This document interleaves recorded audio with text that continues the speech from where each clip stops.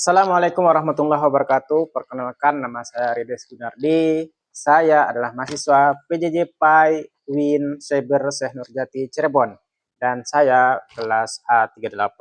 Untuk ini, saya akan memberikan penjelasan sebagai tugas dari praktek ibadah mengenai tayamum. Dan saya akan mengambil dari sebuah buku yang berjudul Matan Abu Suja. Penulisnya Abu Suja Ahmad Al-Asfahani. Ya. Maka sebelum kita melakukan praktek tayamum, kita akan lihat di sini mengenai apa saja yang menyebabkan seorang itu tayamum. Nah, tayamum ini kita ketahui adalah salah satu syarat ya, untuk kita melakukan sholat. Dan kalau kita misalnya tidak mempunyai air untuk wudhu, pengganti dari wudhu. Jadi tayamum ini kita lakukan karena ada sebabnya. Yang pertama kita lihat di sini adalah karena ada uzur, baik kita dalam perjalanan atau sakit. Perjalanan yang di sini maksudnya adalah perjalanan yang di sana tidak ada air, jauh dari air, ataupun tidak kita temukan air untuk kita berwudu dengan air. Maka yang kedua, syarat tayamum itu adalah dengan masuk waktu sholat. Ketiga, telah berusaha mencari air tapi tidak dapat.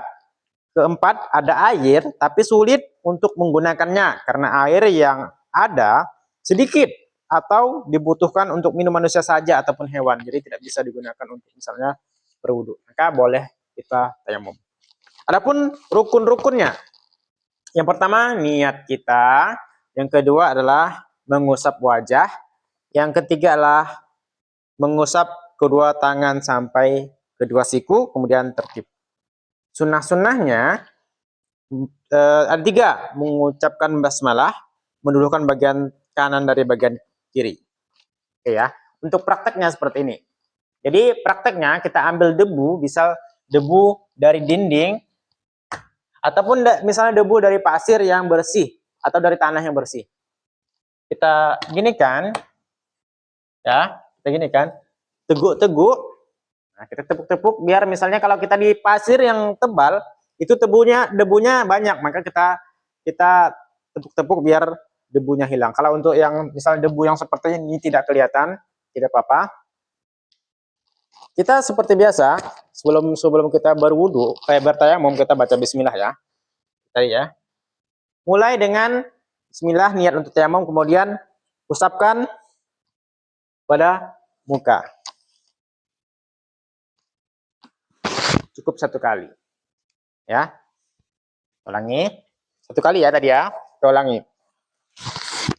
Kemudian yang kedua, kita ambil lagi debu yang lain di tempat lain, mulai dari tangan kanan. Ini ya. Ya. Ini ya. Kemudian kiri.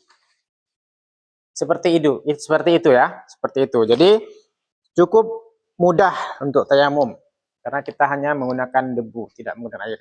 Ya, ringkas dan mudah, dan kita pakai hanya untuk ketika kita berada di tempat yang udah kita cari air namun tidak kita temukan.